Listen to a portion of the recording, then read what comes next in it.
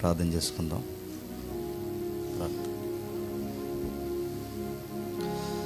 పరలోకమందున్న మా తండ్రి,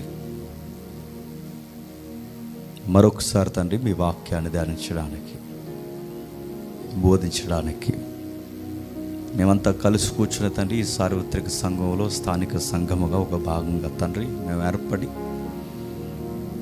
లేఖనాల యొక్క వెలుగులో నుంచి మా వ్యక్తిత్వాన్ని తండ్రి ఏ విధంగా వికసింపు చేయాలో ప్రతి వారము తండ్రి కొన్ని భాగాలు మేము ఆలోచిస్తున్నాం.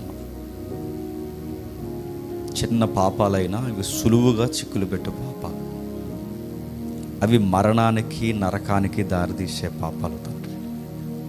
వాటిని గూర్చి భాగాలుగా మేము ఆలోచిస్తున్నాం. ఈరోజు తండ్రి ఈ సులువుగా చిక్కులు పెట్టే పాపాన్ని గూర్చి మరొక తత్వాన్ని గూర్చి తెలియకుండానే తండ్రి మమ్మల్ని లోతుల్లో తండ్రి మీకు దూరం చేసే ఒక భయంకరమైన వ్యసనం లాంటి తండ్రి ఈ యొక్క విధానాన్ని గురించి ఆలోచిస్తుండగా మాతో మా అందరితో మీరు ఉండండి. ఎవరు తండ్రి వారి మనస్సులో అటు ఇటు కదిలిపోకుండా కేవలం వాక్యం మీదే వారి మనసును కేంద్రీకరించడానికి మీ ఆత్మ నడిపింపును తండ్రి సహవాసాన్ని దయచేయండి. వాళ్ళకి అర్థమయ్యేలా, వారు వినగలిగేలా తండ్రి చెప్పడానికి నన్ను వాడుకుంటారని కోరుతూ మరొకసారి తండ్రి మీ సన్నిధిలో నిలబెట్టినందుకు మీకు స్తుతులు ఆరోపిస్తూ క్రీస్తునామని ప్రార్థన సమర్పిస్తున్నాం తండ్రి, ఆమేన్. దయచేసి ఎవరిని కింద ఉంటుందో చెప్పండి. అమ్మదాని కింద ఉంటే ఇంటి దగ్గర ఉండమని చెప్పండి. కొంతమంది కింద తిరుగుతున్నారు. ఓకే, కొన్ని వారాలుగా కొన్ని భాగాలు మనం ఆలోచిస్తున్నాం. ఎంతమందికి మరి ఆ భాగాలు గుర్తున్నాయో నాకు తెలియదు. ఒకసారి మొదటి భాగం ఏదైనా గుర్తుందా మీకు? చెప్పండి. రెండవది, మూడవది, నాలుగవది, ఈరోజుది నేనండి చెప్తా. ఈరోజు మనం ఆలోచించే ఎన్నో భాగం? సుమారు ఐదవది. సుమారు 7 మనం మాట్లాడుకున్నాం. ఇది 5వది. నాకుండే లోపాల్లో ఇదొకటని ప్రతి ఒక్కరూ ఒప్పుకోవాలి. నేను కూడా ఒప్పుకుంటున్నాను. నాకు ఇది ఉంది, అదే కోపం. ఈ కోపంతో చాలా ప్రమాదం ఉంటుంది. ఈ కోపం అనే విషయం ఎందుకు వస్తుందో మనకు తెలియాలి. మన కోపం మనకు ఎందుకు వస్తుందో మనకు తెలియలేనప్పుడు మనం మన అదుపులో లేవని మన అర్థం. గుర్తుపెట్టుకోండి. కోపపడడం చాలామంది అదొక స్టైల్ అనుకుంటున్నారు ఈ మధ్య. నాకు చాలా కోపం వచ్చిందండి అంటారు సీరియస్గా, చాలా సీరియస్. కోపాన్ని కూడా అదొక డిగ్నిటీలో చెప్పుకునే మనుషులు ఉన్నారంటే మీరు నమ్మగలరా? ఉన్నారు తెలుసా? కోడితే ఎదవ చచ్చిపోతాడండి అంటారు. అంటే ఆ ఎక్స్ప్రెషన్లో ఏముందంటే నేనంత ఈరుణ్ణి, నేనంత బలవంతుణ్ణి, కొడితే చచ్చిపోతాడు అంటే ఇప్పుడు ఆడి యొక్క ఎనర్జీ బిల్డప్ అన్నమాట. కోపాన్ని సమర్థించుకోవడం కూడా పాపం అని బైబిల్ చెబుతుంది. మరి ఎంతమందికి జ్ఞాపం వస్తుందో?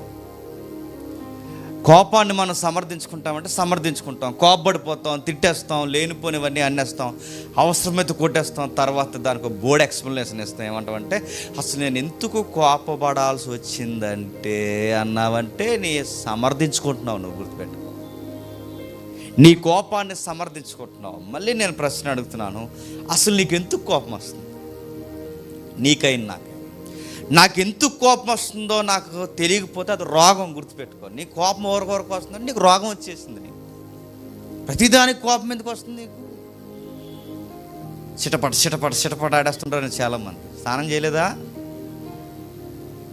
లేకపోతే రాత్రి నిద్ర లేదా? ప్రతిదానికి కోపపడిపోతుంటారు. ప్రతిదానికి కోపం మీద. కోపానికి ఒక అర్థం ఉండాలి, కోపానికి ఒక కొలత ఉండాలి, కోపానికి ఒక పరిధి ఉండాలి. కోపపడొద్దని బైబిల్ చెప్పలేదు, కోపపడు. దానిలో లీగాలిటీ ఉండాలి, న్యాయం ఉండాలి, న్యాయపరంగా కోపపడాలి. ప్రతిదానికి కోపపడడం, ఆ కోపం దేనికి తారుతుంది? నీకు డైరెక్ట్ నరకానికి గేట్లు ఓపెన్ చేస్తుంది కోపం. ఏమనుకో, ఎక్కువ ఫ్యామిలీ మధ్య జరిగేది భార్య భర్తల మధ్య జరుగుతుంది. భర్తకు ఊరకే లోకుగా దొరికేది ఎవరు చెప్పండి? నువ్వు ఒక మాట చెప్తున్నా, నీ భార్య మీద నువ్వు ఊరకే కోపడినా నీ గేట్లు అక్కడ ఓపెన్ అయిపోతుంటాయి. ఎక్కడ చెప్పు, వచ్చి రెడీగా వచ్చి అది ఆకర్షించడానికి రెడీగా ఉంటుంది అన్నమాట. అందుకే మనకు కోపం ఎందుకు వస్తుందో తెలియాలి. రెండవది, మిమ్మల్ని డైరెక్ట్ ప్రశ్న అడుగుతున్నాను, అసలు ఎందుకు కోపం వస్తుంది? కొన్ని కారణాలు చెప్పండి, టక్క మనం మీకు గుర్తొచ్చినాయి. మీకు ఏ టైంలో కోపం వస్తుంది, ఎందుకు కోపం వస్తుంది? స్నానం చేయమంటే వస్తుందా? చెప్పండి మరి స్పీడ్గా. ఎందుకు కోపం వస్తుంది?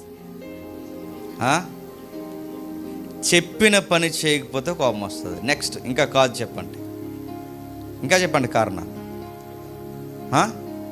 కారం ఎక్కువ వస్తుంది అంటే చెప్తున్నాడు. చెప్పండి, ఇంకా కారణాలు చెప్పాలి. ఒకటి, చెప్పిన మాట వినకపోతే కోపం వస్తుంది. రెండు చెప్పండి.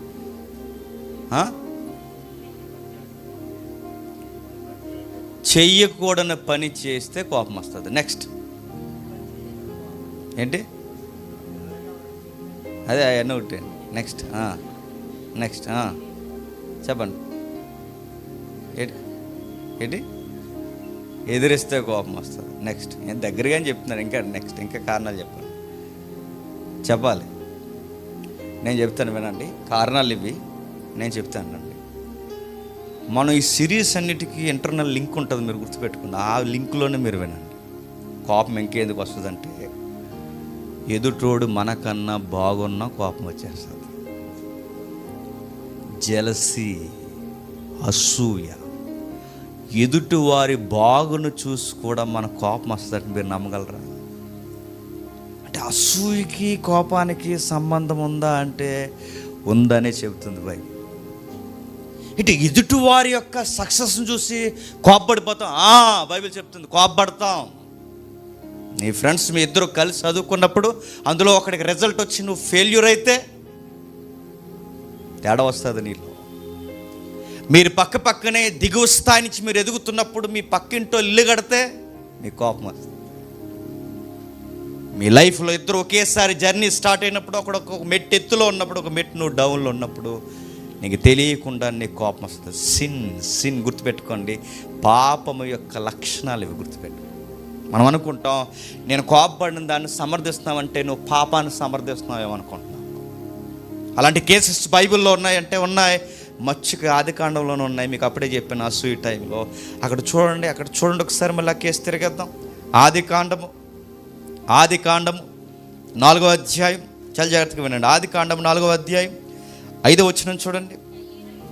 కయ్యేనును అతని అర్పణను దేవుడు లక్ష్య పెట్టలేదు కాబట్టి కయ్యేనికి మిక్కిలి కోపం వచ్చి అతడు తన ముఖము చిన్నబుచ్చుకొని, అక్కడ పదం నొక్కుదాం చూడండి. మిక్కిలి కోపం అంటే చాలా ఫీల్ అయిపోతున్నాడట, చాలా స్ట్రాంగ్గా ఫైర్ అయిపోతున్నాడట. మిక్కిలి కోపం. అడుగుతాను, అంత మిక్కిలి కోపం కయ్యేనికి ఎందుకు వచ్చింది? అసూయ. ఇప్పుడు చెప్పండి, మిక్కిలి కోపాలు మెజారిటీగా ఎందుకు వస్తాయి? చంపేలేదు అన్నట్టు బట్టి ఎందుకు వస్తుంది? ఏదో నీకు రావాల్సింది అడిగిపోయింది, అది నీ బాధ. నువ్వు ఎదుటి వారి మీద మిక్కిలి కోపం నీకు ఎందుకు వస్తుంది? ఏమైనా లీగాలిటీ ఉందా? నీ కోపానికి ఏమైనా న్యాయం ఉందా?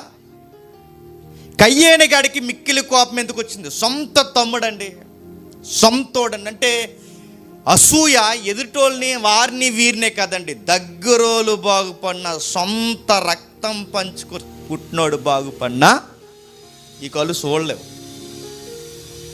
ఈ మనుషులు సరిగ్గా భరించలేరు. ఈ మనుషులు సరిగ్గా వాళ్ళ వ్యవహార శైలిని మార్చేసుకుంటారు.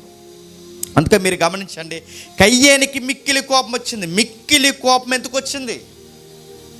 ఇతని అర్పణ లక్ష్య పెట్టలేదట. అతని అర్పణని దేవుడు లక్ష్య పెట్టాడు. అతడు బాగున్నాడురా, నేను బాగాలేదురా. అతడు దేవుడికి నాకన్నా ముందు ఒక అడుగు ముందున్నాడురా, నేను ఉండలేకపోయానురా, ఇలా ఫీల్ అయిపోయాడట. మీరు చెప్తే నమ్ముతారు నమ్మరో నాకు తెలియదు, కానీ మీరు ఈ సెక్టార్లో ఉన్నారు కాబట్టి మీకు తెలియకపోవచ్చు. నేను ఈ సెక్టార్లో ఉన్నాను కాబట్టి నాకు తెలుసు. సేవకుల్లో కూడా ఈ దరిద్రాలు ఉంటాయి తెలుసా. నేను నన్నే పోల్చుకుంటున్నాను. నాకన్నా ఎవడన్నా బాగా మెసేజ్ చెప్పాడు అనుకో, నాకు ఎక్కడో వెనకాల మంటేటేసినట్టు ఉంటాను. చెప్తున్నాను, పోల్చుకుని చెప్తున్నాను. నాకన్నా బాగా ఎవడైనా మినిస్ట్రీ బాగా వాడి పరిధులు నాకన్నా వెనకొచ్చి విస్తరిస్తున్నాయి అనుకోండి, వాడు కూర్చి ఎవడైనా నా దగ్గర పాజిటివ్గా మాట్లాడుతున్నప్పుడు నాకు ఎక్కడో కొడతా ఉంటుంది, గుర్తుపెట్టుకో.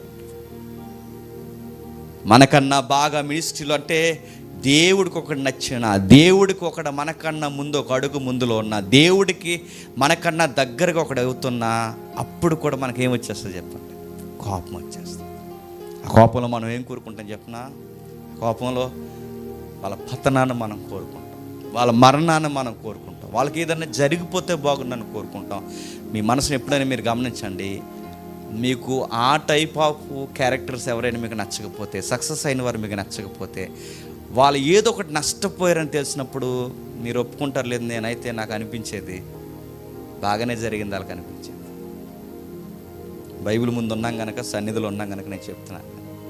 మన మనసు ఎందుకో తెలియకుండా ఇవి ఏంటండి ఈ లక్షణాలు అంటే, ఇది పతనమైపోయిన లక్షణాలు, పాపపు లక్షణాలు, ఆదాము దగ్గర నుంచి మనం అరువు తెచ్చుకున్న లక్షణాలు. గుర్తుపెట్టు, మనకు తెలియకుండా మనకు వచ్చేసిన లక్షణాలు. అది కయ్యేనులో కనబడుతుంది, అది భక్తుల జీవితాల్లో కనబడుతుంది, చాలామంది జీవితాల్లో కనబడుతుంది. కయ్యేనికి మిక్కిలి కోపం ఎందుకు వచ్చిందంటే, తన తమ్ముడు తనకన్నా బాగున్నాడని కోపం వచ్చేసింది. ఒకవేళ నీలో ఎలాంటి కోపం కనుకుంటే నేను చెప్తున్నాను, అది పాపమే. ఒకవేళ నీలో ఎదుటివారిని చూసి వారవలేని లక్షణాలు ఏమన్నా నీలో నాలో ఉంటే అది కోపమే కాదు, దాని పేరు పాపము కూడా. ఇది సులువుగా సిక్కులు పెట్టు పాపం. ఫైర్ అయిపోతున్నావు, కన్నురెప్పలు పైకి లేపేస్తున్నావు, నువ్వు రకరకాల సిమ్టమ్స్ చూపిస్తున్నావు, పళ్ళు బిగిస్తున్నావు, ఎదుటివారి పట్ల ఈ బిహేవియర్ చూపిస్తున్నావు అంటే జాగ్రత్త. ఏదో ఒక రోజు నేను అదే ఎత్తుకోకపోతే బైబిల్ సెలవిస్తుంది, ఆ దేవుడు నీకు ఈరోజు నీకు చెప్తున్నాడు, ఆ మాట నీకు నెరవేరకపోతే ఒకరోజు ఎదుర్చు. కోపబడి కాపురాలు పాడు చేసుకున్న వాళ్ళు ఉన్నారు తెలుసా? చిన్న కోపం అండి, ఏముండదు, పెద్ద గొడవ ఏం కాదు. ఆ ఫైరింగ్ తగ్గరంతే. కేవలం చిన్న కోపానికి స్నేహితులు విడిపోతారు తెలుసు. 20 సంవత్సరాల స్నేహం విడిపోతుంది. కోపం అనే దాంట్లో మెడికల్ టెంపర్లు ఏం చెప్పారు తెలుసా? బాగా కోపపడిపోయిన ముందు బీపీ వచ్చేద్దంట. బీపీ వచ్చేస్తే ఏమొచ్చేది చెప్పండి? హార్ట్ స్ట్రోక్ వచ్చేస్తుంది. కానీ నాకు అసలు కోపంలో ఇది కూడా ఉంటుందని నాకు తెలియదు. రీసెంట్గా నాకు తెలిసింది, కోపం వలన షుగర్ కూడా వస్తుందంట. ఎందుకంటే నీ కోపం ఎక్కువ ఉంటుంది, బీపీ ఎక్కువ అవుద్ది. కోపం ఎక్కువ ఉన్నప్పుడు నీకు రాత్రులు గుర్తొచ్చేస్తుంటుంది, తెగ గుర్తొచ్చేస్తుంటాడు నీకు. ఆడు ఎక్కువ నిద్ర లేకపోతే ఏమొస్తుంది చెప్పండి? షుగర్ వస్తుంది. అంటే కోపానికి ఎఫెక్ట్ అయ్యేది బీపీ వస్తుందట, షుగర్ వస్తుందట. నేను ఊహించింది మరొకటి చెప్పిన, మెడికల్లో చెప్తున్నారు థైరాయిడ్ కూడా వస్తుందట. ఆడవాళ్ళకి థైరాయిడ్ వస్తే ఏమది చెప్పండి? సంతాన లోపం వస్తుంది. మగాళ్ళకి థైరాయిడ్ వస్తే ఏమవుతుంది చెప్పండి? అయిపోతావు ఇలాగా లావుగా, లేకపోతే ఇలా ఎండిపోతావు సన్నగా, లేకపోతే ఇలా ఎదిగిపోతావు పొడవుగా, ఇలా కాళ్ళు ఏమో ఇలా తీగిళ్ళగా వెనక్కిపోతాయి. నిజంగానే థైరాయిడ్ లక్షణాలు. థైరాయిడ్కి ఎండిపోతే పూర్తిగా ఎండిపోతారు, లేదా లావు అయిపోతారు, లేదా ఇవి ఉంటాయి చూసారా, ఈ మెడ భాగం ఇది బాగా లావుగా పెరిగిపోతుంది. ఇవన్నీ దేని వల్ల వస్తాయి ఏంటంటే, మా తాతకున్నాయని వస్తాయని కాదు, బైబిల్ చెప్తుంది కోపం ఉంటే వస్తాయి. నీకు ఈ దరిద్రపు లక్షణాలు ఉంటే వస్తాయి. నీకు బీపీ వస్తుంది, షుగర్ వస్తుంది, థైరాయిడ్ వస్తుంది. Next stage, final stage paralysis వస్తుంది, మంచానికి పరిమితం అవుతుంది. అందుకే బైబిల్ ఏమని సెలవిస్తుందో చూడండి ఒకసారి. ఏమని సెలవిస్తుందో చూడండి. సామెతల గ్రంథం ఒకసారి చూడండి. సామెతల గ్రంథం 17వ అధ్యాయం 14 వచ్చిన చూడండి. సామెతల గ్రంథం 17వ అధ్యాయం 14 వచ్చిన.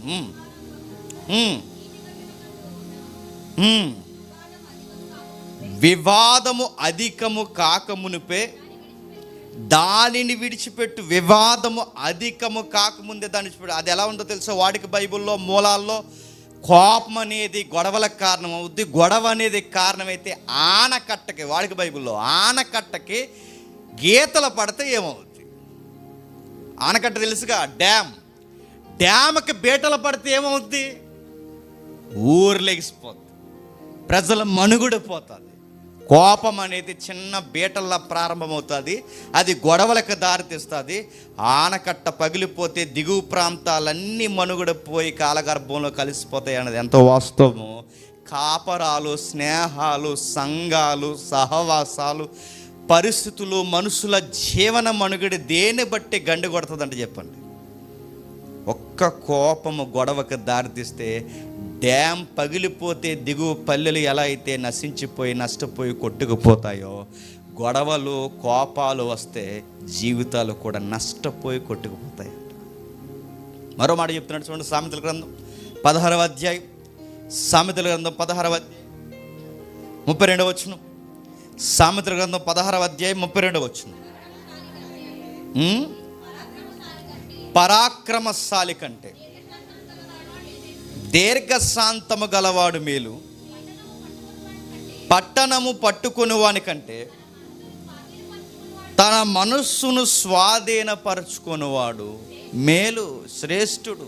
బాగా వినండి, బాగా పరాక్రమశాలిగా ఉన్నవాడి కంటే టైంకి కూల్గా ఆలోచించేవాడే గ్రేట్ పర్సనాలిటీ అంట. ప్రతి దానికి ఈదులోకి వెళ్ళిపోయి రండ్రా చూసుకుందామంటే ఏమవుద్దండి? ఈ బిల్డప్ గల్లు ఎక్కువ ఉంటారు ఈదుల్లో, చూసారు మీరు? వెళ్తారు, అసలు వీడికి గొడవ సంబంధం ఉండదు, వాళ్ళిద్దరు గొడవ ఏది అవుతుంది, ఆడి మధ్యలోకి దోతాడు. రండ్రి ఈసారి అసలు ఆడికి ఈడికి గొడవ అయితే వీడికి మధ్యలో ఎందుకండి? వీడి మధ్యలోకి వెళ్ళిపోయి సామెతల్లో ఒక మాట ఉంటుంది, ఏ గొడవలో పడితే ఆ గొడవలో నువ్వు దూరకు, నీకు సంబంధం లేని గొడవ అంటే వివాదం ఏంటో పూర్తిగా నీకు తెలియకుండా, అసలు నీకు సంబంధం ఉందో లేదో తెలియకుండా నువ్వు మధ్యలోకి దూరితే ఏమవుతుంది? మెత్త కొట్టి పంపించేస్తారు. అంతే. ఏం చేస్తారు చెప్పు? నువ్వు మధ్యలోకి దూరతావు, ఆడిడు ఏకమవుతారు, నీ మీద పడతారు, ఏమవుతారు? తీసుకెళ్ళి హాస్పిటల్లో జాయిన్ చేస్తారు. నీకు అవసరమా? దారిని కుక్కను దంతుంటాడు ఒకడు, అది కరిసేస్తే ర్యాబీస్ వద్దు, నువ్వు మమ్మల్ని కరిసేస్తావు. అడుగుతా అది ఏంటంటే, ఒకడికి కోపం వస్తే అటు చుట్టుపక్కల, ఒకటి కోపం వస్తే చుట్టుపక్కల కుక్కలను ఎగరేసి చూడండి, ఇలా కుక్కను ఎగరేసి చూడాడు. అసలు ఈడికి గొడవ దాన్ని ఎగరేసాడు, దానికి అర్థమయ్యేది కాదు. కుక్కలను ఎగరేస్తారు, బల్లలు గుద్దెత్తుంటారు, అదో పెద్ద హీరోయిజం అని కూడా. బల్లలు గుద్దేస్తారు, గోడలు గుద్దేస్తారు, గుద్దేసారి గట్టి గుద్దు, కాలో చెయ్యి ఇరిగితే నడుతుంది, ఎవడికి నష్టం? బైబిల్ చెప్తుంది, అన్నిటికన్నా పరాక్రమశాలి కన్నా, బలశాలి కన్నా, కత్తి తిప్పి 10,000 మందిని పడగొట్టేవాడి కన్నా ఆ టైంకి కూలుగుండే పోరా అని వదిలేసి కూల్గా వచ్చేసేవాడే ఆడికన్నా బలవంతుడు అంటే గుర్తుపెట్టు. కోపడ్డేవాడు బలవంతుడే కాదండి, కూల్గా ఉండేవాడే బలవంతుడు. ఎందుకంటే ఆ కోపాన్ని నువ్వు అణుసుకోవాలి అంటే నీకు లోపల మానసికమైన బలం ఎంత ఉండాలి చెప్పు? ఎంత బలం, ఎంత స్ట్రాంగ్ ఉంటే నువ్వు అణుసుకోగలవు? రకరకాల మాటలు నిన్ను అనేసి రకరకాలుగా గిచ్చేసినప్పుడు ఆ కోపం అంతా నువ్వు అణుసుకోవాలంటే నువ్వు ఎంత కంట్రోల్ చేసుకునే ఆ సెల్ఫ్ కంట్రోల్ నీకు ఎంత బలం ఉండాలి? భుజబలం కన్నా మనస్సును అదుపులో పెట్టుకునే బలమే గొప్పది. కోపాన్ని అదుపులో పెట్టుకునే బలమే గొప్పది. అందుకే బైబిల్ పదే చెబుతుంది. ఇంకో మాట చూడండి, కీర్తన గ్రంథం 37వ కీర్తన 8వ వచనం చూడండి. కోపము మానుము, ఆగ్రహము విడిచిపెట్టుము, వ్యసన పడకు, అది కీడికే కారణం. కోపపడకు. కోపం దేనికి కారణం? కీడికే కారణం. కీళ్ళు ఏమొస్తాయి? బీపీ వస్తుంది, నెక్స్ట్ చెప్పండి మెడికల్లో షుగర్ వస్తుంది, నెక్స్ట్ థైరాయిడ్ వస్తుంది. కీడు. కోప్పడకు, నీ కాపురం పోద్ది. కోప్పడకు, నీ హెల్త్ పోద్ది. కోప్పడకు, నీ మినిస్ట్రీ ఎగిరిపోద్ది. ఎక్కువ కోప్పడకు, నీ లైఫ్ ఎగిరిపోద్ది. కోప్పడకు, చివరికి నీ పరలోకపు సాక్ష్యము నీకు దూరం అయిపోద్ది. అనవసరమైన కోపాల జోలికి పోకు, నువ్వు నరకానికి దగ్గర అయిపోతావు. ఇన్ని చెప్పాక మీకు అనిపిస్తుంది అదేంటండి అలా కోపపడిపోతే ఎలా అండి? మనిషి లక్షణాల్లో అదొక లక్షణం. ఆకలి వేస్తుంది అన్నది ఎంత వాస్తవమో చెప్పండి, కోపం వస్తుంది అన్నది కూడా అంత వాస్తవం. నేను కోపపడమని చెప్తుంది బైబిల్ చెప్తుంది, నేను కూడా చెప్తున్నాను, కోపపడండి. కానీ ఆ కోపంలో ఒక న్యాయం ఉండాలి. కోపపడదాం, ఆ కోపానికి ఒక న్యాయం. కరెక్ట్, ఇది కోపడంలో న్యాయం ఉందని దేవుడు అనాలి మనకు. అంటే మన కోపానికి ఎవరు సపోర్ట్ చేయాలి చెప్పండి? దేవుడు సపోర్ట్ చేయాలి. ఇప్పుడు అడుగుతున్నాను, కోపడంలో న్యాయం ఉండాలి అంటే ఎలా కోపపడితే న్యాయం ఉంటుంది? అది తెలిస్తే ఎంతవరకు కోపపడాలో, ఎక్కడ కోపపడాలో మనకు అర్థం అవుతుంది. చూద్దాం ఒకసారి. ముందు దేవుళ్ళలోంచి చూద్దాం ఒకసారి. కీర్తన గ్రంథం చూడండి, 7వ కీర్తన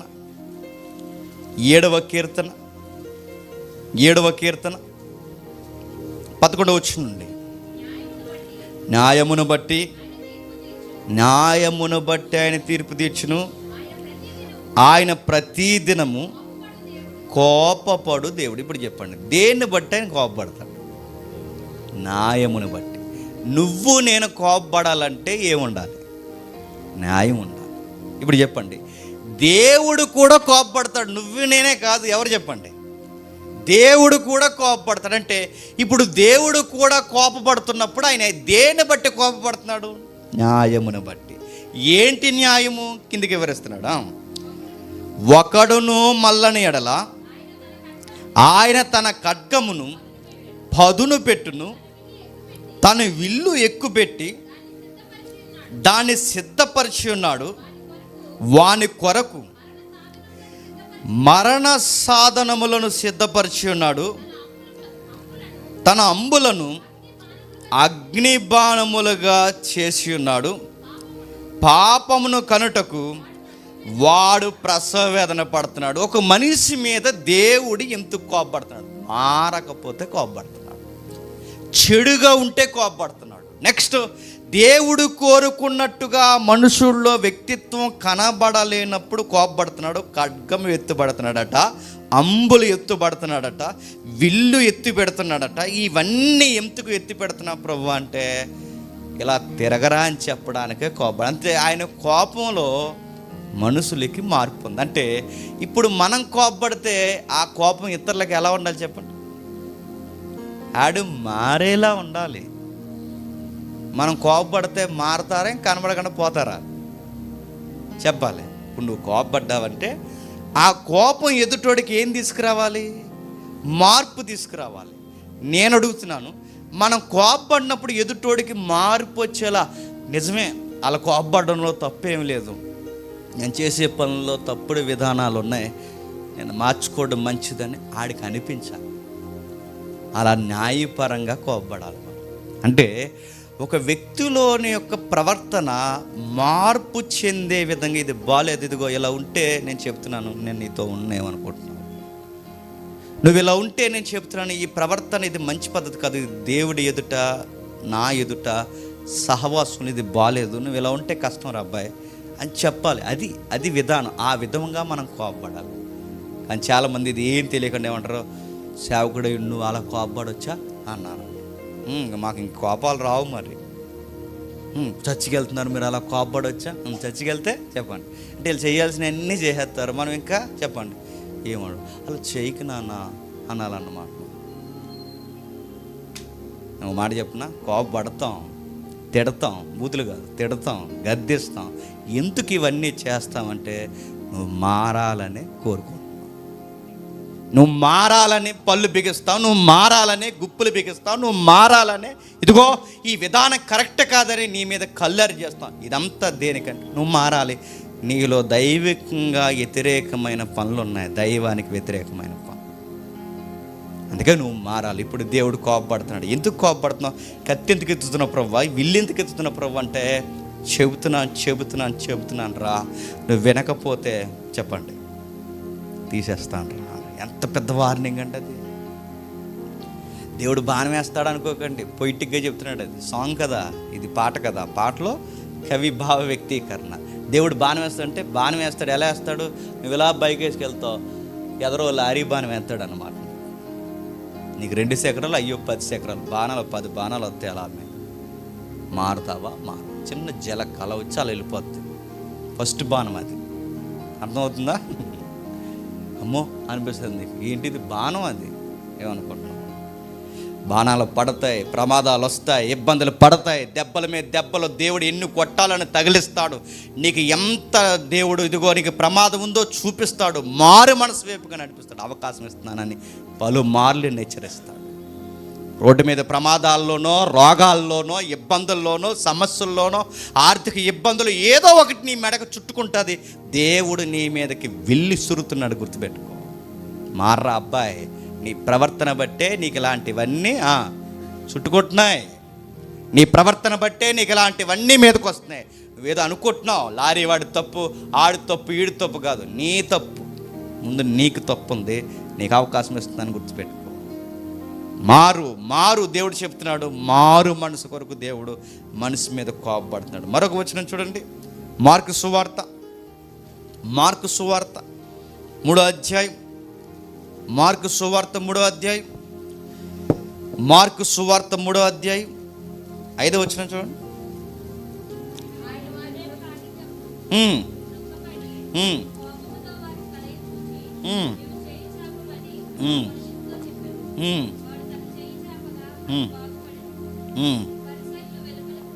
పరిసయ్యులు వెలుపలకు పోయి వెంటనే హేరోదీయులతో కలుసుకొని,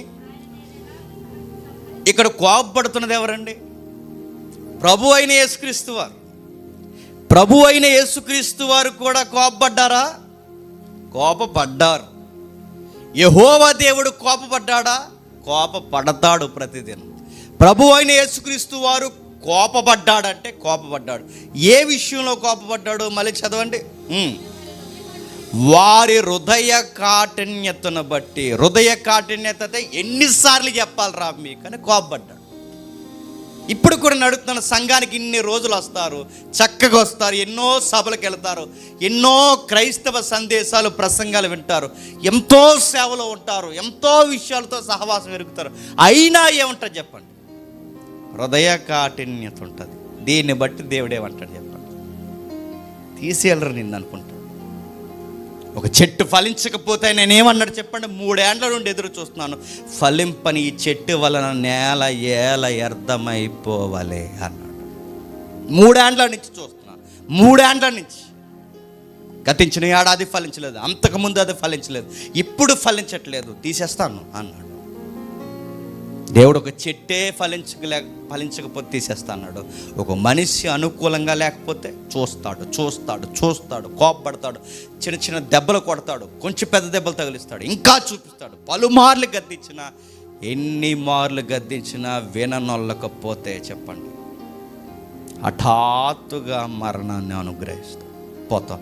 అరే ఇప్పుడేంటి టిఫిన్ చేశాడు, సడన్గా ఎందుకు ఇలా అయిందంటే వీడు ఇప్పుడే టిఫిన్ చేయడు, నువ్వు చూసావు, ఆడు చాలా సంవత్సరాల నుంచి టిఫిన్ చేస్తున్నాడు కానీ మారతలేదని దేవుడు ప్రతిరోజు టిఫిన్ చూస్తున్నాడు. గుర్తుపెట్టుకోండి. నీకు అర్థమవుతుందా? నువ్వు ఈరోజు సరే ఇప్పుడే మాట్లాడాడండి, దేవుడు అన్ని 3 ఏండ్ల నుంచి చూస్తున్నాడు. వాడు 3 ఏండ్ల నుంచి చూస్తున్నాడు, ఏమని మారట్లేదు.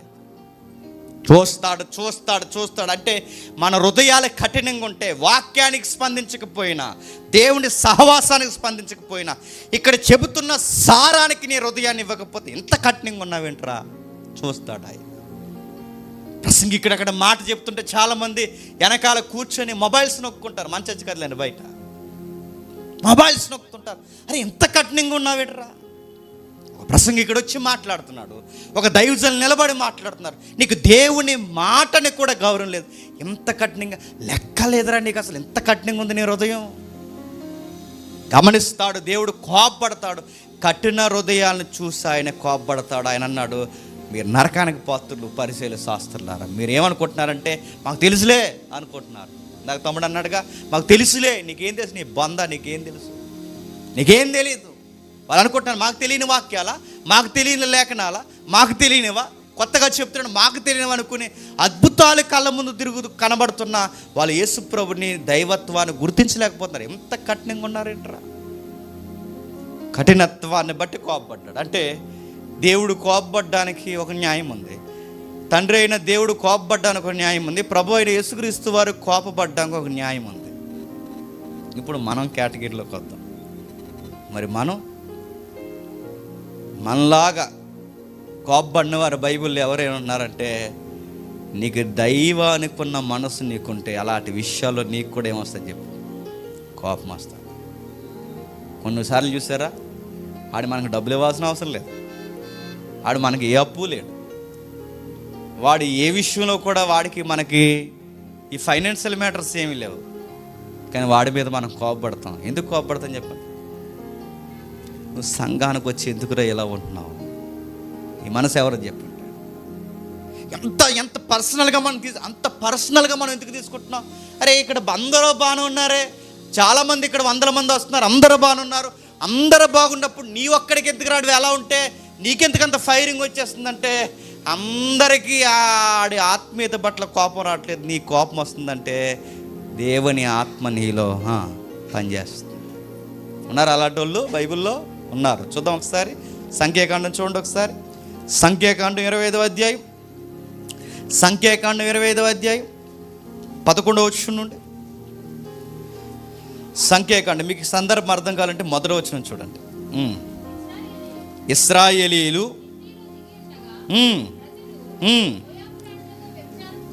మోయాబీరాండ్లతో వ్యభిచారము చేయచాగరి. టెక్స్ట్ మీకు తెలియాలి. ఇశ్రాయేలు అరణ్య ప్రయాణంలో ఉన్నారు. ఇక నేడో రేపో కానాన్ని పూర్తిగా స్వాధీనం చేసుకునే సరిహద్దుల్లోనికి వచ్చేసారు. ఇక దిగిపోయారు, వెళ్ళిపోతున్నారు. వెళ్ళిపోయి ఆ స్వాధీనపరుచుకునే దినాలు దగ్గర ఉన్నప్పుడు బాగా తిని బాగా తాగి కళ్ళు నెత్తికెక్కి అన్య స్త్రీలతో చేయరాని కార్యాలు చేస్తున్నారు, వ్యభిచరిస్తున్నారు. దేవుడు వెంటనే ఒక మీటింగ్ పెట్టమన్నాడు. మోజెస్, ఏంటి పనులేంటి? ఎక్కడో ఐగుప్తి ప్రాంతాన్ని నుంచి నేను తీసుకుని వచ్చి ఇక్కడ వరకు నడిపించుకెళ్ళి రేపు కానాను భూభాగంలో మీకు నిత్య నివాసాలు లాంటి స్థలాలు మీ తరతరాలకు ఇవ్వాలని నేను అనుకుంటే ఈ మధ్యలో ఏంటి ఈ పోరంబోకు పనులని అడిగాడు. పోరంబోకు పనులేగా అయ్యి ప్రతిసారి ఈ పదం అన్నప్పుడు మళ్ళీ ఎవరిని ఇవ్వాల్సి వస్తుంది. పోరంబోకు అనేసరి ఏంటండి అని. పోరంబోకు అంటే పంచాయతీలు అంటారులేండి ఆ పదం. పనికిరాని భూమని, అది పోరంబోకు భూము. పోరంబోకు పనికిరాని పని ఏంటి? ఇదేం పని అనగానే డిస్కషన్ జరుగుతుందండి. చాలా సీరియస్ డిస్కషన్. మోజెస్ నిలబడ్డాడు, అహరోన్ నిలబడ్డాడు, ఇంకా యాజకులు కొంతమంది నిలబడ్డారు, పెద్దలందరూ నిలబడ్డారు. ఇశ్రాయేలు పెద్దల సమూహం, అరే ఏంటి ఈ పనులు, ఇలాంటి పనులు చేస్తున్న వాళ్ళందరినీ హెచ్చరిస్తున్నారు. ఈ టైంలో ఎంత సీరియస్ మ్యాటర్ జరుగుతున్నప్పుడు సరిగ్గా గుడారం దగ్గరికి ఏ విషయం కొరకైతే డిస్కషన్ జరుగుతుందో, ఏ ఆడవులతో సహవాసం చేసి వ్యభిచారాలు చేయకూడదని డిస్కషన్ జరుగుతుందో, అదే డిస్కషన్ జరుగుతున్న టైంలో మోయాబీ స్త్రీని ఇంకొకటి తీసుకొచ్చేసాడట. మీకు అర్థమవుతుందా కోపం ఎందుకు వస్తుందో? అసలు గొడవే ఇప్పుడు మీటింగే దేని కొరకు? మరి మోయాబు స్త్రీలతో మీరు వ్యభిచారం చేస్తున్నారు, ఇది కాని పని. ఇశ్రాయేల్ అయిన మీకు సొంత పురుషులుగా సొంత భార్యలు మీకు ఉండాలి, విశ్వాసిగా మీరు కాపురం జరిగించాలి. మీరు పోయి అవిశ్వాసులతో జోడీగా ఉండి మోయాబు స్త్రీలతో మీరు వ్యభిచారం చేయడం ఏంటని ఎంత కోపం. దేవుడు ఉగ్రత తెగుళ్ళ వచ్చి మీద పడిపోతున్న టైంలో ఇది ఏమి ఎక్కకుండా ఈ కఠినాత్ముడు ఒకడు ఆ గుడారం దగ్గరకు ఒక ఆవిడని తీసుకుని రెడీగా లోపలికి వెళ్ళిపోతున్నాడంట. ఏం చేయాలండి అండి? వెంటనే ఒకళ్ళు లెగిస్తాడు. అక్కడ మోసే అక్కడ మాట్లాడుతున్నాడు, అహరోన్ అక్కడ మాట్లాడుతున్నాడు. ఒకళ్ళు లెగిస్తాడు, యవనస్తుడు లేచి ఒక ఈటు తీసి ఇద్దరికి దిగిపోయేలా కూర్చేశాడు. అతగాడి పేరు ఫినిహాస్. ఈట ఎత్తాడు, ఒకేసారి దించేశాడు. ఇక్కడ ఏం మాట్లాడుతున్నారు పెద్దోళ్ళు? మీరు చేస్తున్న పని. ఇక్కడ దేవుడు ఏ విషయం కొరకు ఇంత సీరియస్ డిస్కషన్ జరుగుతుంది, ఏ పాయింట్ మీద అయితే ఇంత మీటింగ్ జరుగుతుందో ఆ పాయింట్ నువ్వు గాలి కొదిలేసి నువ్వు మళ్ళీ గుడారంలోకి మోయాబీ స్త్రీని తీసుకొస్తున్నావంటే నిన్నేం చేయాలని ఈడికి దించిన ఈటే అవతలకు కూడా దిగిపోయిందండి. గుర్తుపెట్టుకో. దేవుడు అన్నాడు, very good my son Phinehas, ఇది నా ఆత్మ, ఇది నా ఫైర్ అన్నాడు. ఇది నాకున్న కోపం. నువ్వు నరహత్య చేసావని నన్ను, నువ్వు ఎదుటోడిని చంపావని అన్న ఫినిహాస్, నాలాగి సీన్లో నువ్వు ఆలోచించావు. నీ కోపంలో న్యాయం ఉంది. అది ఇప్పుడు ఎవరన్నా పొడి చేశారు కనుక ఆ సీన్ వేరు, అది ఆ పరిస్థితి వేరు. న్యాయం ఉంది అంటే ఇప్పుడు ఫినిహాస్ అనే దేవుడు నరహత్య అనే జాబితాలో ఎందుకెళ్ళే చెప్పండి? కోపంలో న్యాయం ఉంది, కోపంలో ధర్మం ఉంది. అంటే ఇప్పుడు మనం కోపపడితే ఆ కోపం దేన్ని దాటిపోకూడదు చెప్పండి? దేవుని మనస్సును దాటిపో. అంటే ఈ సీన్లో దేవుడు ఉంటే ఈ విషయాన్ని ఎలా పరిగణిస్తాడని లెక్కేసుకునే చెప్పండి కోపపడాలి. ఇది దేవుడికి ఇష్టం లేనిదైతే చెప్పండి కోప, మన సంబంధం లేదు, వదిలేయాలి. ఫినిహాస్ కోపపడ్డాడు. రెండో కేసు చూద్దాం, మనుషులు ఎలా స్పందించాలో. భూమి మీద మిక్కిలి సాత్వికుడు ఎవరు చెప్పండి? అసలు ఆయన ట్యాగే అది. ఏంటి ట్యాగు? భూమి మీద మిక్కిలి సాత్వికుడు. భూమి మీద మిక్కిలి సాత్వికుడు. సాత్వికుడు కూడా కోపపడ్డాడు. ఏ విషయంలో? మొత్తం తినేరేట్రా అనా? అసలు తినేస్తారు ఎవరు? ఇశ్రాయేల్ మొత్తం తినేసారేట్రానా? కాదు. తిండి కోసమా, నీళ్ళు కోసమా, బంగారం నాకు ఇవ్వకుండా అహరోనికి ఇచ్చారేంట్రానా? ఇవేమీ కాదు. ఏ విషయంలో కోపడ్డాడు ఒకసారి చూడండి. నిర్గమాకాండం 32వ అధ్యాయం, నిర్గమాకాండం 32వ అధ్యాయం 19వ వచనం నుంచి చూడండి.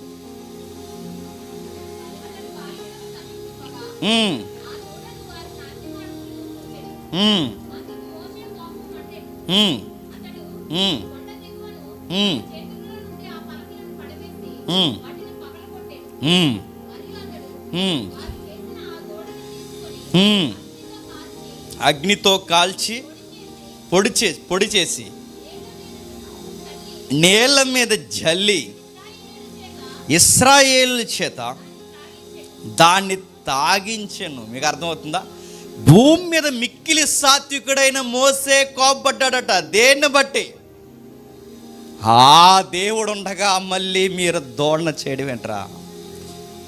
దేవుడే మనల్ని విడిపించి గుప్పెడి మెతుకులు పెట్టి సొంత దేశాన్ని మనకి ఇవ్వడానికి ఇన్ని సంవత్సరాలు నా కాపరాన్ని, నా జీవితాన్ని దేవుడు పూర్తిగా ఈ సేవకి అంకితం చేసి నన్ను రిప్రజెంట్గా పంపిస్తే, దేవుడు మీ మొరను విని మీ పితరులకు ఇచ్చిన వాగ్దానం జ్ఞాపకం చేసుకుని ఎంత బాధ్యతగా గెద్ద రెక్కల మీదకి పిల్లల్ని ఎక్కించుకుని, గెద్ద తన పిల్లల్ని రెక్కల మీదకి ఎక్కించుకుని తీసుకొచ్చినట్టు మిమ్మల్ని తీసుకుని వస్తుంటే, ఆయన్నే ఎక్కిరించేలా యెహోవా అంటే ఆయన కాదు, యెహోవా అంటే ఈ బలిసిన దూడని తయారు చేస్తారా? తెచ్చిన 10 ఆజ్ఞల పలకలు మీకెందుకురా? వాక్యాలు పలకల బద్దలు కొట్టేశాడు. మీకెందుకురా దేవుడి సహవాసం? మీకు దూడే కరెక్టా? ఆ దూడను తెప్పించాడు. బంగారం దూడ అంటే మరి ఎన్ని కేజీలు ఎట్టి చేశారండి? నాకు తెలిసి ఆ దూడగా అలా వదిలేసి ఉంటే ఖచ్చితంగా ఇప్పుడు దొరికితే మళ్ళీ దాన్ని ఏ మ్యూజియంలో పెట్టి మళ్ళీ ఆరాధిద్దరు. అందుకే మోసే ఒక నిర్ణయానికి వచ్చాడు. నాకు ఈ వాక్యం చదివే వరకు బంగారం కరుగుద్దని తెలుసు, కానీ ఈ వాక్యం చదివే వరకు బంగారం పొడవుద్ది, బూడిదవుద్దని చదివే వరకు నాకు తెలియదు. అలా చదివాక నాకు చాలా మిరాకిల్ కనిపిస్తుంది. బంగారం బూడిద కూడా అవుద్దా అని. బంగారం కాల్చేస్తే మనం అనుకుంటాం కరిగిపోయి అలా మైనులాగా వెళ్ళిపోయి మళ్ళీ ఇంకా పదార్థం ఎండిపోయింది, మళ్ళీ గట్టి పదార్థం అవుద్ది, అది ఘన పదార్థంగా మారిపోద్ది అనుకున్నాం. కానీ ఇక్కడ రాయబడిన మాట చూడండి, నూరేసాడట, నేల మీద జల్లేసాడట, తాగండి అందరని పట్టించేసాడట. ఇంకా అది ఎక్కడ పోయి ఉంటుంది? ఇంక బంగారం అడగకుండా ఎక్కడెక్కడో లేరు. ఇప్పుడు అందరూ పోగేసుకుని మళ్ళీ జల్లించుకుని ఏటని అడగండి, మళ్ళీ బంగారం తెచ్చుకుంటారా? దోడని ఎందులో కలిపాడు చెప్పినా? నేలలో కలిపి అశుద్ధంలో వదిలేశాడు. అశుద్ధంలో గుర్తుపెట్టుకోండి, బంగారం అశుద్ధంలోకి వదిలేశాడు మోసే కోపడ్డాడు. దేనికి మోసే కోపడ్డాడంటే దేవునికి వ్యతిరేకమైన పని జరిగినప్పుడు కోపడ్డాడు. ఇప్పుడు చెప్పండి, ఫినిహాసు కోపపడిన దేని విషయంలో? దేవునికి వ్యతిరేకంగా మనుషులు ప్రవర్తిస్తున్నప్పుడు. మోసే ఏ విషయంలో కోపడుతున్నాడు? దేవునికి వ్యతిరేకమైన పనులు మనుషులు చేస్తున్నప్పుడు. ఇప్పుడు చెప్పండి, మనం ఏ విషయంలో కోపడాలి చెప్పండి? ఒకే ఒక కారణం ఉండాలి, వాడు దేవుని ఎదుట ఆత్మీయంగా బాలేనప్పుడే కోపడాలి. మంచి పనులు కాదు ఇవి, కరెక్ట్ కాదు. నువ్వేదో అనుకుంటున్నావు, మేము ఇలాగ ఉంటాం అనుకుంటున్నావేమో, జాగ్రత్త. నువ్వు ఇలాగే ఉంటే నీకు మాకు చెప్పు కట్ అవుద్ది. పౌలు గారు ఏమంటారు చెప్పిన? సంఘములో సహోదరుల గుంపులో ఎవడైనా కోపిష్టి కానీ, జారుడు కానీ, వ్యభిచారి కానీ, తాగుబోతు కానీ మీలో ఉంటే అట్టివాడిని మీలో నుండి చెప్పండి వేలేయండి. ఆ రోజు ఫినిహాసు సోలందించాడు. క్రొత్త నిబంధనలో మనకు ఆ రైట్స్ లేవు. మనం చేయాల్సినది నీకు మాకు చెప్పండి కుదరదు. ఎందుకంటే నీ పనికిమాలిన పనులకి, నీ పనికిమాలిన వ్యవహారాలకి సంఘమే పాడైపోయేలా. దయచేసి సెలవు. ఇంకా నెక్స్ట్ మరో వచనం చూద్దాం. క్రొత్త నిబంధనలో ధృవీకరిద్దాం. మత్తయి సువార్త త్వర ముగించుకుందాం. మత్తయి సువార్త 5వ అధ్యాయం 22వ వచనం చూడండి. మత్తయి సువార్త ఇక్కడ కొంచెం జాగ్రత్త. మీకు ఏ పెన్ ఉంటే ఆ పెన్నుతో అండర్లైన్ చేయండి. మత్తయి సువార్త 5వ అధ్యాయం 22వ వచనం. నేను మీతో చెప్పినది ఏమనగా, తన సహోదరుడి మీద కోపపడువాడు విమర్శకుల్లో ఫుట్ నోట్ ఇచ్చాడు చూడండి. ఫుట్ నోట్, సహోదరుని మీద అన్నదానికి ఫుట్ నోట్ ఇచ్చాడు చూడండి. నిర్నిమిత్తం అనే పదం వాడుకలోకి తీసుకురండి. కారణము లేకుండా ఏంటట? సహోదరుడి మీద కోప్పడాలంటే ఏముండాలి? కారణం ఉండాలి. ఎదుటివారి మీద కోప్పడాలంటే ఏముండాలి? కారణం ఉండాలి. ఇప్పుడు మళ్ళీ అడుగుతున్నాను, అది ఏ కారణం ఉండాలి? కేక్ ఎట్టలేదనా, రొట్టె ఎట్టలేదనా? చెప్పండి, ఏ కారణం ఉండాలి? న్యాయపరంగా ఉండాలి. న్యాయం అంటే ఏంటి? లోకల్ చట్టాలా? దేవుని చట్ట ప్రకారం, అంటే దేవుని న్యాయ వీధుల ప్రకారము నువ్వు కోపడ. అంటే నీ కోపానికి కారణం ఉండాలి. ఆ కారణం దేవుడే కారకమై ఉండాలి. అప్పుడు నీ కోపం ఏమవుతుంది చెప్పు? రైట్, పర్లేదు. నీ కోపంలో న్యాయం ఉంది. నీ కోపంలో ప్రతి పెంట గొడవకి నువ్వు కోపడుతున్నావు అంటే దేవుడు నిన్ను నిలదీస్తాడు. చెప్పు అని, దీనికి కూడా గొడవలు పెట్టుకుంటారా మీరు అని అడుగుతాడు. ఆయన నిన్ను నిలదీస్తాడు, ఆయనే నిలదీస్తాడు. ఎందుకంటే మీరు కోపం వలన మీరు చాలా ఉగ్రత పాత్రలుగా మారిపోతున్నారు. అందుకే దేవుడు అంటున్నాడు, మీరు కోపపడితే కారణం ఉండాలి, కారణం ఉండాలి. రెండవది, బైబిల్ మరో మాట కూడా చెప్పింది, కోపపడండి, ఆ కోపానికి మళ్ళీ ఒక టైం లైన్ ఉందంట. ఆ టైం వరకే కోపపడాలంట. ఏ టైం వరకు చెప్పండి? లైటింగ్ ఫెయిల్యూర్ అయ్యేంత వరకే. లైట్ ఫెయిల్యూర్ జరిగిందో చెప్పండి, భోజనం చేసి ప్రశాంతంగా మోకాలు వేసుకుని ఎవడి మీద అయితే కోపపడ్డామో వాడి కొరకు ప్రార్థన చేసి వాడిని పూర్తిగా దేవుడికి అప్పగించేసి ఆ విషయాన్ని మనం చెప్పండి మరిచిపోవాలి. ఎక్కడుందా మాట చూద్దాం. ఎఫెసీయులకు రాసిన పత్రిక, ఆ టెక్స్ట్ అంతా చదువుదాం. ఎఫెసీయులకు రాసిన పత్రిక, ఆ కింద వచనాలు కూడా. ఎఫెసీయులకు రాసిన పత్రిక 4వ అధ్యాయం 26వ వచనం నుండి, కోపపడుడి. వెంటనే మనకు అమ్మాయి అనిపించింది కదా, కోపపడుడి, న్యాయపరంగా కోపపడుడు కానీ చెప్పండి, పాపము చేయకుడి. దానికి మళ్ళీ షరతులు వర్తిస్తే అట, కోపపడుడి కానీ చెప్పండి. అంటే కోపం మనల్ని ఎక్కడ తీసుకెళ్తాయి చెప్పండి? పాపానికి తీసుకెళ్తుంది. కోపపడుడు కానీ పాపము చేయకుడి. సూర్యుడు అస్తమించు వరకు మీ కోపము నిలిచి ఉండకూడదు. సూర్యుడు డౌన్ అయిపోతున్నప్పుడు మీలో కూడా ఏమి డౌన్ అయిపోవాలి? ఫైర్ తగ్గిపోవాలి. నీకు అలాగా ఫైర్, సూర్యుడు డౌన్ అయిపోయినా నీ ఫైర్ అలాగే ఉంటుందంటే చెప్పు. సూర్యుడైనా అస్తమించడు కానీ నీ కోపం అస్తమించడం లేదంటే నీకు రోగం ఉంది, చూపించుకో డాక్టర్కి. తగ్గట్లేదు, నీకు అయిపోయింది. ఇంకా ఆ రోజుతో నువ్వు ఇంకా తవ్వుకుని, ఇంకా దాన్ని జ్ఞాపకం చేసుకుని, ఇంకా దీనికి ఏ విధమైన సమర్థింపులు ఇచ్చుకోవాలి ఇవన్నీ నువ్వు ఆలోచిస్తున్నావంటే, నువ్వు సూర్యుడు అస్తమించినా కానీ ఇంకా ఉంచుతున్నావంటే దాన్ని నువ్వేం చేసావు చెప్పు? పాపం చేస్తున్నావు. పాపం చేస్తే ఏమవుద్ది? కిందకి వివరిస్తున్నాడు చూడండి, చాలా విలువైన పదాలు ఉన్నాయి కింద. అపవాదికి సోడికి. నెక్స్ట్ ఆపర్ ఏంటంటే మనకి బీపీ పోయింది చెప్పండి, షుగర్ అయిపోయింది, నెక్స్ట్ థైరాయిడ్ అయిపోయింది. అన్నిటికన్నా పెద్ద రోగం ఏంటి చెప్పండి? ఆడొస్తాడట. ఆడొస్తే ఎలా ఉంటాడు? ఆడొస్తే గట్టిగా అరుస్తాడా అని? ఆడొస్తే ఎలా ఉంటాడు? ఆడొస్తే ఎలా ఉంటాడు చెప్పనా? ఇక ఆడొచ్చిన లక్షణాలు ఎలా ఉంటాయంటే, నువ్వు ఎదుటివాడిని అంతం చేయడానికి కూడా ఏమాత్రం ఇంచు కూడా ఆలోచించు. అపవాదిగా లక్షణాలు. నువ్వు ఎదుటి వాడిని ఏ మంచిగా చూడలేవు, ఎందుకంటే పాపానికి అవకాశం ఇచ్చావు. పాపానికి అవకాశం ఇస్తే సాతానుగాడు నీలోకి వస్తాడు, వాడు వచ్చి నీలో కూర్చుంటాడు. నెక్స్ట్ ఇంకా కొనసాగుతుంది, దొంగలేడు వాడికి మీదట దొంగిలింపక ఆకలిగని వానికి పంచిపెట్టి వీలు కలిగి నిమిత్తము తన చేతులతో మంచి పని చేయొచ్చు కష్టపడవలను. అంటే నెక్స్ట్ ఇవన్నీ లింక్ అండి ఒకదానికొకటి. పాపం, కోపం వలన పాపం చేస్తాం, పాపం వలన అపవాదిని పిలుస్తాం, అపవాదిగాడు వచ్చి మనలో కూర్చుంటే పని పాట మానేసి చెప్పండి ఎదుటోళ్ళ మీద సాడీలు చెబుతూ, ఎదుటి వాళ్ళని గుచ్చుతూ, ఎదుటి వాళ్ళని పాడు చేస్తూ చివరికి పూర్తిగా ఒకరోజు చెప్పండి సాతాన్లా మారతాం. ఆయన చూస్తే మనకి భయం అవుతుంది. పగలే ఏడు ఇలా ఉన్నాడు, ఆడ ఆలోచనలు ఎంత క్రిమినల్గా ఉంటాయో, ఆడ ఆలోచనలు కానీ, ఆడ నిర్ణయాలు కానీ, వాడి సలహాలు, రే ఎలా అయితే తప్పే చేయని ఆడికి అలా ఉండాలి అంట.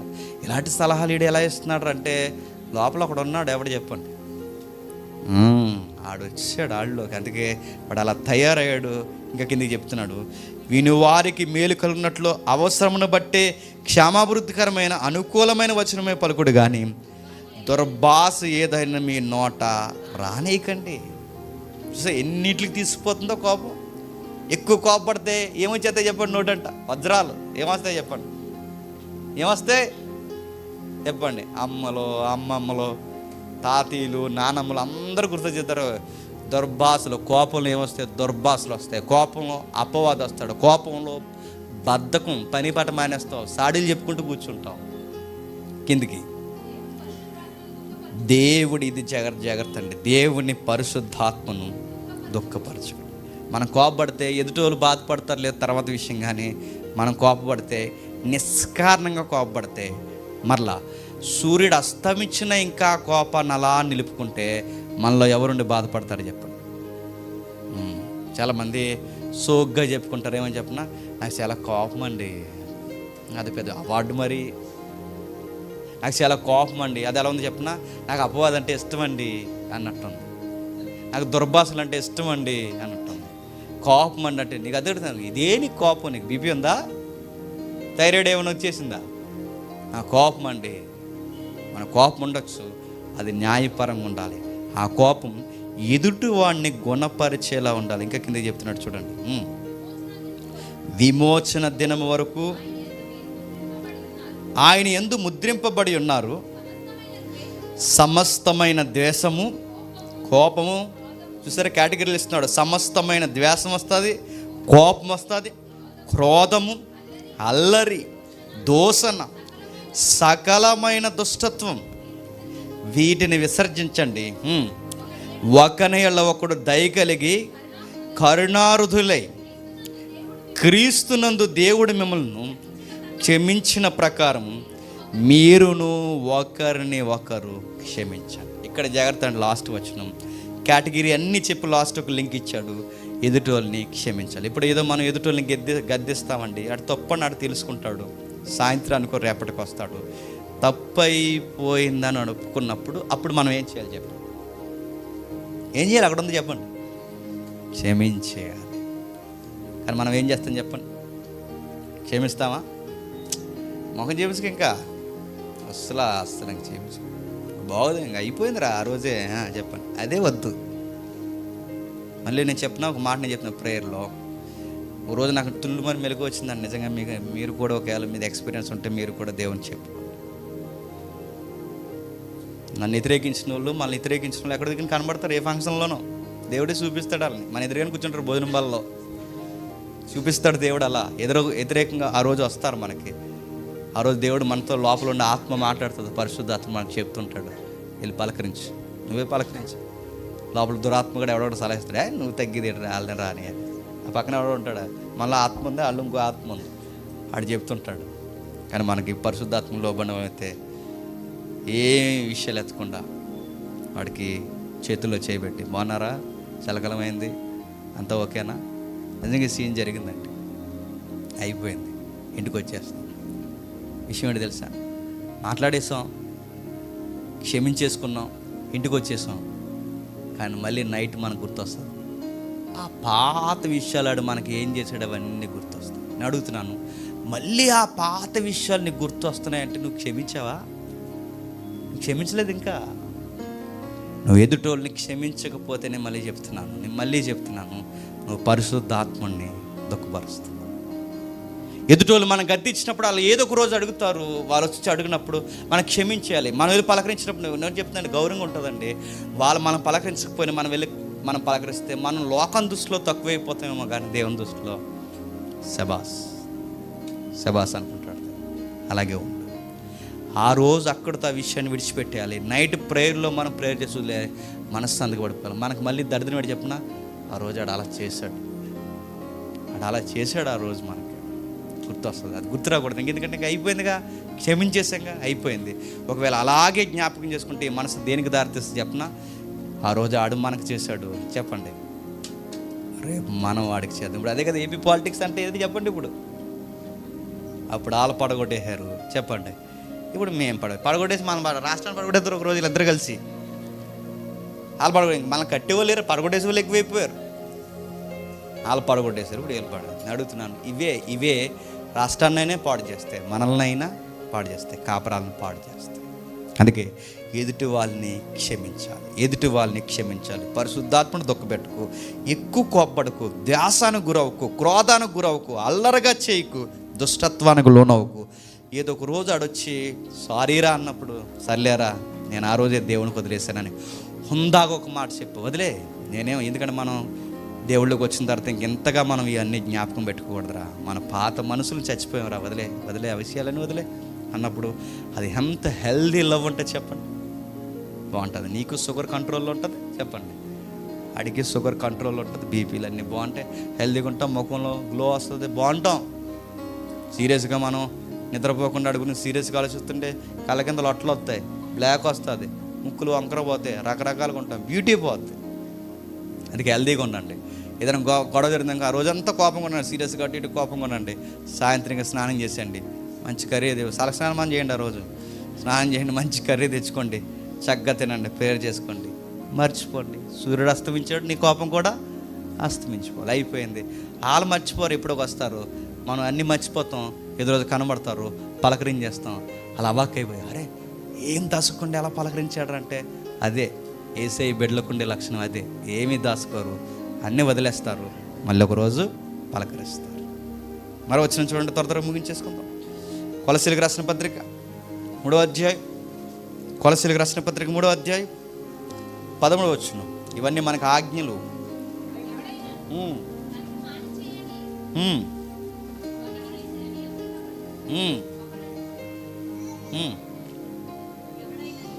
ఎవడైనాను తనకు హాని చేసినని ఒకడు అనుకొని ఎడల ఒకరిని ఒకడు సహించుచు, ఒకరిని ఒకడు క్షమించుడి. ఒకడిని ఒకడు ఏం చేయాలి? గతంలో నాకు ఆడు హాని చేశాడు, ఆ కాలం అయిపోయింది, సూర్యుడు అస్తమించాడు, ఇప్పుడు నాకు తారసపడ్డాడు, ఆ హానిని ఇంక నేను గుర్తుపెట్టుకోకూడదు. ఏం చేయాలి చెప్పండి? క్షమించా. నేను అలా గుర్తుపెట్టుకున్నా అంటే నాలో ఏముంది? ఇంకా కోపం ఉంది. నాలో ఇంకా కోపం ఉంటే దాన్ని బైబిల్ ఏమంది? పాపం ఉంది. పాపం ఎక్కువ ఉంటే ఏమవుద్ది? అపవాది వస్తాడు. అపవాది లక్షణాలు నాలో ఉంటే నేను ఎక్కడికి పోతాను చెప్పండి? నరకానికి పోతా. అంటే ఎంత సులువుగా కోపం నరకానికి తీసుకెళ్తుంది. నరకానికి ఎందుకు వచ్చేసేవారంటే ఈ కేటగిరీలు చెప్తే, ఒకడు బాగా తిండి తిని వచ్చేస్తాడు, మరొకడు ఈరోజు నువ్వు ఎక్కువ కోపపడ్డావు అందుకే వచ్చేస్తావు. కోపం వల్ల కూడా నరకానికి పోతావు అంటే బైబిల్ చెప్తుంది, నరకానికి పోతావు. నెక్స్ట్ మనం జరిగే కార్యక్రమం నేను చెప్తున్నాను. మీరు ఎవరి మీదన్నా కోపం పెట్టుకొని, ఎవరి మీదైనా ద్వేషం పెట్టుకొని, ఎవరి మీదైనా క్రోధం పెట్టుకొని బలలో చేతులు ముంచకూడదండి, గుర్తుపెట్టుకో. అలానే ముంచకండి, ఇంటికి వెళ్ళిపోకండి. మూడు చెప్తోటి అర్థమవుతుంది. కోపతాపాలు గొడవలు పెట్టుకుని వచ్చి ఎందులో చేతులు కలపకూడదంట? బల్లలో, ప్రభు రాత్రి సంస్కరణలో చేతులు ముంచకూడదు. ఎందుకంటే మీలో కక్షలు కలహాలు ఉండగా మీరు ప్రభురాత్రి భోజనం తీసుకుంటకు మీకు అర్హత లేదన్నాడు పౌలు. ఎదుటి వాళ్ళని క్షమించకుండా వచ్చి ప్రభురాత్రి భోజనం తీసుకుని, దేవా నన్ను క్షమించని నువ్వు ఎలా అడుగుతున్నావు? నువ్వు ఇతరులను క్షమించలేకపోతే దేవుడు నిన్ను క్షమించడు. అయిపోయింది, బాగుండరా అని చెప్పావు, వాడికి ఎక్కలేదు, వదిలే. దేవుడికి నువ్వు గుణపరచాలని చూస్తే వాడు గుణపడలేదు. దేవుడు ఎలా గుణపరచాలో వాడిని అలా గుణపరుస్తాడు. నువ్వు మాత్రం ఫైర్ అవ్వకు, వదిలే. వాడి సహవాసం ప్రమాదమా, కొంచెం దూరంగా ఉండాలి. ఇవన్నీ బైబిల్ మనకు నేర్పిస్తున్న పర్సనాలిటీ డెవలప్మెంట్ అంటారు, వ్యక్తిగత వికాసం అంటారు దీన్ని. ఆధ్యాత్మిక వ్యక్తిగత వికాసం ఇది మనం డెవలప్ చేసుకోవాలి. ఎక్కడ కోపపడాలో, ఎక్కడ కోపపడకూడదో, ఎంత తినాలో, ఎంత తినకూడదో అన్నీ బైబిల్ చెప్తుంది. నెక్స్ట్ వీక్ మనం చూస్తాం, ఫైనాన్స్ విషయాలు కూడా బైబిల్ చెప్తుంది. ధనము కూడా నరకానికి తీసుకెళ్ళిపోతుంది. ఇది కూడా సులువుగా చిక్కులు పెట్టు పాపమే. అందుకే మరో మాట చూద్దాం, చూడండి మరో మాట. ఫిలిప్పీలకు రాసిన పత్రిక 4వ అధ్యాయం చివరగా, ఫిలిప్పీలకు రాసిన పత్రిక 4వ అధ్యాయం, ఫిలిప్పీలకు రాసిన పత్రిక 4వ అధ్యాయం 6-7 వచనాలు. దేనిని గూర్చి నైట్ అంతా చింతపడిపోకు, ప్రతి విషయంలో ప్రార్థన విజ్ఞాపన చేయండి. ఇప్పుడు చెప్పండి, లాస్ట్గా నేను ముగించేస్తున్నాను. దీన్ని జయించాలి అంటే ఏం చేయాలి చెప్పండి? ఎక్కువ చింతపడిపోకండి. నైట్ అంతా ఆలోచించేయకండి, రాత్రి పగలు ఆలోచించేయకండి. దాని గురించి మీరు ఏంట్రా అని ఇబ్బంది పడిపోకండి. దానికి సొల్యూషన్ ఒకటే చెప్పండి, ప్రార్థన విజ్ఞాపనలు చేయండి. దేవునికి థ్యాంక్స్ చెప్పండి. దేవా, దీని నుంచి నన్ను బయటికి తీసే. కృతజ్ఞత అంటే ఏంటి? థ్యాంక్స్ మై లార్డ్, ఈ యొక్క బలహీనత నుంచి నన్ను బయటికి తీసే ప్రభా. నాకు ఊరికే నిష్కారణంగా ఎదుటి వాళ్ళ మీద కోపంలో వస్తున్నాయి. ఆ కారణం కూడా నీకు న్యాయపరంగా అనిపించే కోపమేమీ కాదు. నా కారణాలు అంత బాగాలేదు, నాకు చిన్న చిన్న కారణాలకే ఎదుటి వాళ్ళ మీద నేను కోపపడిపోతున్నాను ప్రభా. సరైన కారణం కూడా కాదు, నేను కోపపడిన కారణం నీకు న్యాయమై ఉండాలి. అది న్యాయపరమైన కోపం కాదు ప్రభా, కారణం కాదు ప్రభా. అందుకే నన్ను క్షమించమని అడుగుతున్నాను. నాలో ఈ లక్షణం తీసే ప్రభా అని దేవునికి మనం ఏం చేయాలి చెప్పండి? ప్రార్థన చేయాలి. ఇంకా కిందకి చెప్తున్నాడు చూడండి, అప్పుడు సమస్తమైన జ్ఞానంకు మించిన దేవుని సమాధానం ఆడికి నీకు అందరికీ ఏమిస్తాడు చెప్పండి? కోపాన్ని తీసేస్తాడు చెప్పండి, సమాధానం పడతారు. అరే ఎలా వచ్చాడ్రా ఆడు, మీరు ఇద్దరు ఎలా అవుట్ అయిపోయారంటే అప్పుడు మీరు చెప్పండి అలాగైపోతాం. ఎలాగైపోయారంటే ఆడికి అర్థం కాదు, మనకు అర్థం అవుద్ది. నైట్ ప్రేయర్ చేసుకున్నాం, సమాధానం పడిపోయాం. ప్రేయర్ చేసుకుంటే సమాధానం పడిపోతారా? అరే కోర్టులో ఇంకా నడుతున్నాయి గొడవలు, వాళ్ళు సమాధానం పడ, వాళ్ళు ప్రేయర్ చేసుకోవట్లేదు, మనం ప్రేయర్ చేసుకున్నాం, సమాధానం పడిపోతాం. ఈ సందర్భం చెప్పొచ్చో లేదో నాకు తెలియదు, కానీ నీలరాజు బ్రదర్ తెలుసు కదా, నీలరాజు ఎన్ని మాట్లాడినాడండి మనల్ని. ఎదురుగా ఉంటే, నేను చెప్తున్నానండి, ఎదురుగా ఉంటే ఆ మూతును పగలగొట్టేస్తామన్నంత డైలాగ్స్ మన చుట్టూ వాళ్ళు చెప్పారు. చాలా సలహాలు ఇచ్చారు. చిన్న కేసు పెడదాం, లోకల్కి రప్పిద్దాం, ట్రైన్ ఎక్కేలోపు మళ్ళీ ఇంకొక సేవకుడి జోలికి వెళ్ళకుండా గట్టిగా ఇచ్చేద్దాం అన్నారు. అప్పుడు అంటాం, తర్వాత పరిశుద్ధాత్మ లీడర్ అంటున్నావు అంటాడు. పరిశుద్ధాత్ముడు లోపల కొడేస్తావా, లోపల మళ్ళీ మన గద్దెంపు స్టార్ట్ అవుద్ది. ఆయన కూడా క్రైస్తవుడే, కానీ లోపల మనకు ఆన్సర్ ఏంటంటే దేవుడు చెప్తున్నాడు. ఆయన అక్కడి వరకు విన్నాడు కనుక ఆయనకు అది రైట్ అనిపిస్తుంది. మన సైడ్ ఏముందో ఆయనకి తెలియదు కనుక మనల్ని నేరస్తులుగా చూస్తున్నాడు. సమయం వస్తుంది, ఏదో ఒక రోజు మన వెరసను కూడా ఆయన వింటాడు. ఆ రోజు ఖచ్చితంగా మనం ఏంటో ఆయనకు అర్థమవుద్ది. అప్పటి వరకు మనం మౌనంగా ఉందాం. ఆ ఒక్క సమాధానం అలా మౌనంగా ఉండిపోయామండి. నీలరాజు బ్రదర్ని అట్రాక్షన్ చేసింది ఏంటో తెలుసా? ఆ రోజు హైదరాబాద్లో మీటింగ్ జరుగుతుంటే నా మీద ఎంత పెద్ద లెటర్ రాసి పెట్టాడండి ఆ పోలీస్ స్టేషన్లో. ఇంకా ఆ పదాలు నేను చెప్పొచ్చలేదు తెలియదు, కానీ ఆంధ్ర రాష్ట్రంలో ఉన్న చాలామంది జీవితాలతో నేను ఆడుకున్నానంట.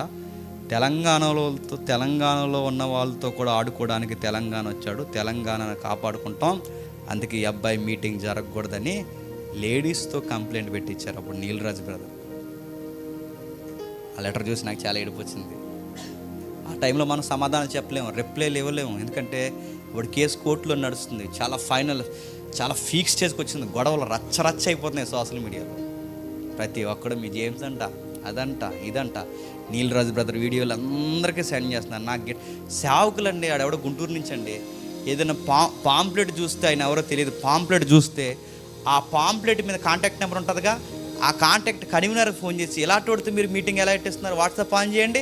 ఆ నీలరాజు బ్రదర్ వీడియోలు ఆ కన్వీనర్కి ఫార్వర్డ్ చేసేవాడు. నీలరాజు బ్రదర్ ఎలా మాట్లాడో మీకు తెలుసు కదా. నేను మొదలుకొని అరికాల వరకు మాట్లాడాడు నా గురించి. అన్నీ రకరకాలు మాట్లాడతాడు. ఇంకా ఆయన తోసినవి అన్నీ ఎటకారం చేస్తూ మాట్లాడతాడు. ఒకరోజు నీలరాజు బ్రదరు మా ఫ్రెండ్ మీటింగ్ పెట్టించాడు మళ్ళీ హైదరాబాద్లో. అప్పుడు కేసు గెలిచేసిన తర్వాత న్యాయపరంగా నిర్దోషగా బయటకు వచ్చాం. మళ్ళీ హైదరాబాద్లో మీటింగ్ జరుగుతుంది. ఇప్పుడు మళ్ళీ వచ్చి లెటర్ పెట్టలేడు, ఎందుకంటే న్యాయపరంగా మనం గెలిచాంగా. ఆయన ఒక డైనమోలో పడ్డాడు. మా ఫ్రెండ్కి ఫోన్ చేశాడు, అలాంటితో మీరు ఎలా మీటింగ్ పెట్టిస్తారంటే, మా ఫ్రెండ్, నా ఇంటర్మీడియట్ ఫ్రెండ్ చెప్పాడు, 10th నుంచి మన ఊరు పక్కనే కనుక, నేను చిన్నప్పుడు నేను తెలుసు కనుక ఒక మాట చెప్పాడు. అసలు జేమ్స్ అంటే ఏంటి నీకు తెలుసా? నువ్వు నోటికి వచ్చిందల్లా కెమెరా పెట్టి మాట్లాడుతున్నావు, నీకు తెలుసా? నీలరాజు బ్రదర్, నువ్వు నాకు తెలుసు కనుక నేను చెప్తున్నాను. నువ్వు తెలుసు, జేమ్స్ నాకు తెలుసు, ఇద్దరు నాకు తెలుసు కనుక నేను చెప్తున్నాను. నువ్వు పొరపాటు పడుతున్నావు. నాకు చిన్నప్పటి నుంచి తెలుసు, మా నాన్నల దగ్గర నుంచి వాళ్ళ నాన్నగారికి పరిచయం, నీకు తెలియదు జేమ్స్ అంటే ఏంటన్నా చెప్పాను అంటే అప్పుడు చెప్పాడు. నువ్వు విన్నది ఒక సైడే, రెండవ సైడ్ నువ్వు వినలేదు. విషయం అంతా మా ఫ్రెండ్ చెప్పాడు. నిజమా ఇది అంటే నిజమే. మరి ఎంత జెన్యున్గా తన వైపు ఉన్నప్పుడు నన్ను ఎందుకు ఒక మాట కూడా అనలేదంటే ఆయన అండో. మరి ప్రతి ఒక్కరూ ఆయన వాళ్ళ వైపు న్యాయం ఉన్నప్పుడు కనీసం కొట్టడానికైనా వస్తారు. మరి వాళ్ళ యొక్క అనుసరులు కూడా నన్ను ఎవరు ఏమనలేదు. ఆయన అండో అన్నివ్వడు. అప్పుడు అన్నాడు, వీలైతే ఒక్కసారి జేమ్స్తో మాట్లాడిస్తావు. ఆ నైట్ మీటింగ్ అవగొట్టుకుని Hyderabad outskirts Ramoji film city దాటి మేము బయటకు వచ్చాం. మా ఫ్రెండ్ నాకు ఫోన్ చేస్తాం, నీలరాజ్ బ్రదర్ మాట్లాడుతా అన్నారు. వెరీ గుడ్, ఇప్పుడు మాట్లాడమండి, ఇప్పుడు రికార్డింగ్ చేసుకుని పర్లేదు. ఫోన్ చేస్తాం, క్వశ్చన్స్ అడిగాడు. నేను చెప్పిన ప్రతి దానికి ఆన్సరు నెట్లో జడ్జిమెంట్ కాపీ ఉంటుంది. నా అబద్ధమైతే జడ్జిమెంట్ కాపీ, అబద్ధమైతే గుండిగించుకుంటారు, మీరు చూడండి అని చెప్పాను. బ్రదర్ ఒక మాట్లాడాడు, సారీ బ్రదర్ తప్పు అయిపోయింది. మళ్ళీ నెక్స్ట్ టైం హైదరాబాద్ వెళ్ళినప్పుడు కలిశాడు. ఒక పార్కులో సింగిల్గా వచ్చాడండి. కొట్టాలనుకుంటే అప్పుడు కొట్టచ్చు. పక్కన కూర్చున్నాం, ప్రేమగా మాట్లాడడం, ఏమనలేదు. అప్పుడు అన్నాడు, మీ ఇలాంటి వాళ్ళు నేను చాలా బాధ పెట్టాను. అప్పుడు ఒక మాట అన్నాను, ఇప్పుడే లైవ్ ఇద్దాం అన్నాడు.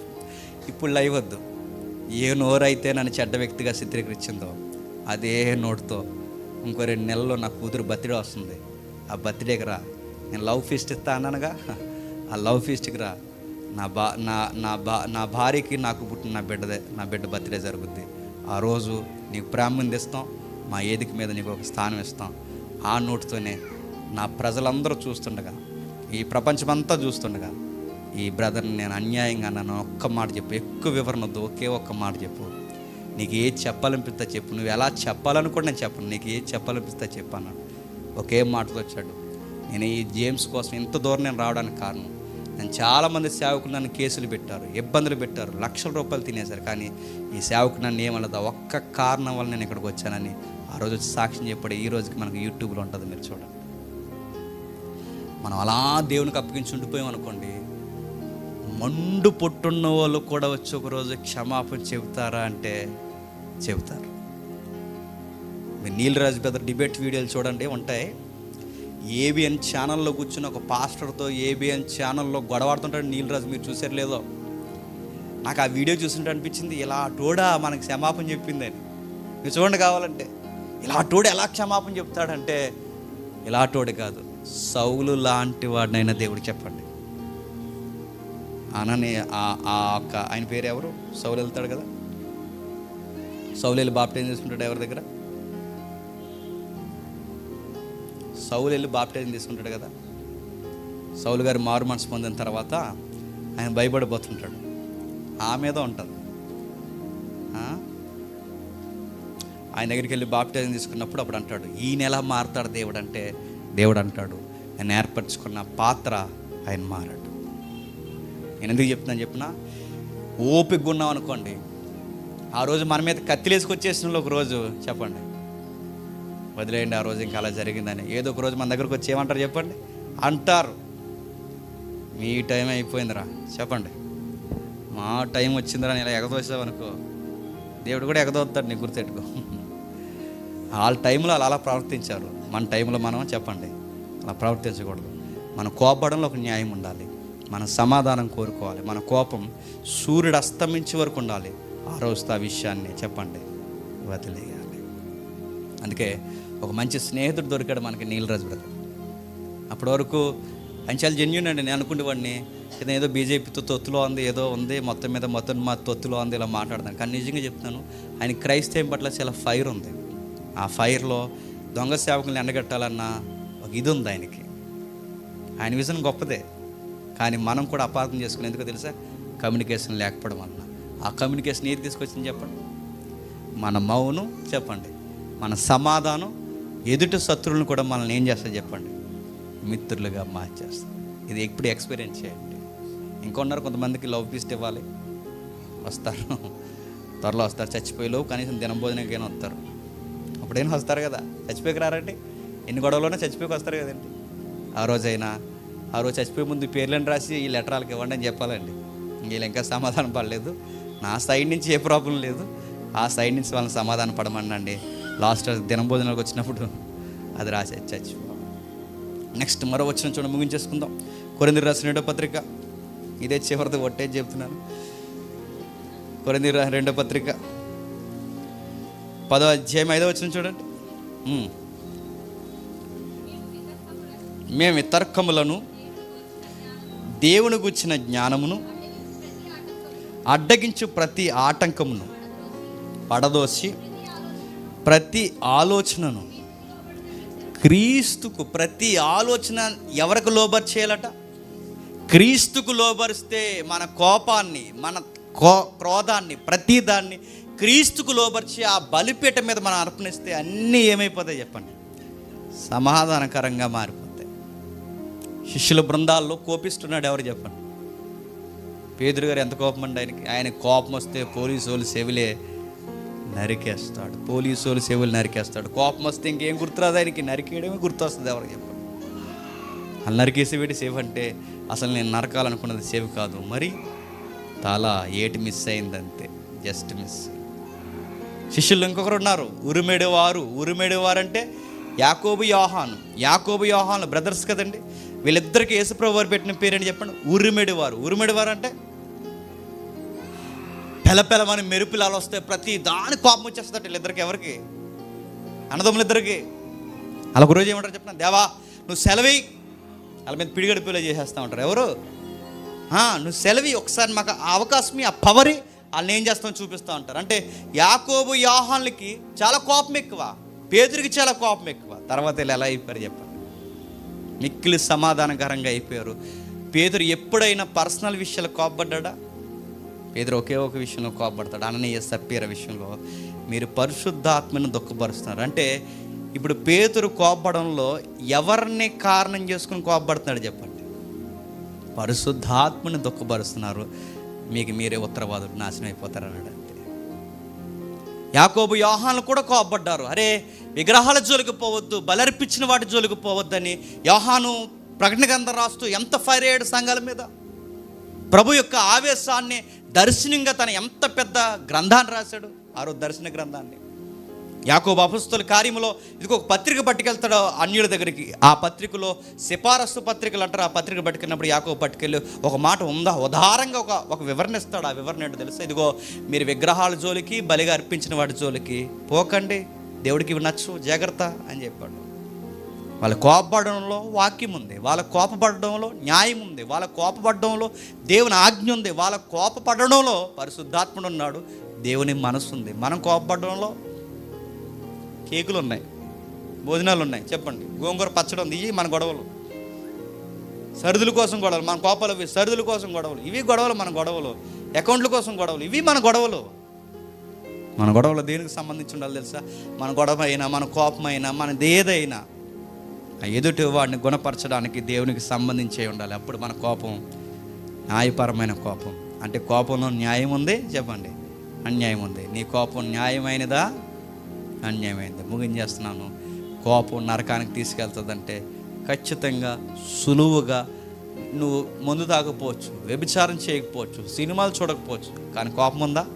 అది చాలు, నేను నరకాన్ని తీసుకుపోతుంది. ఇన్ని మానేసావు కానీ ఏం మానలేదు చెప్పు.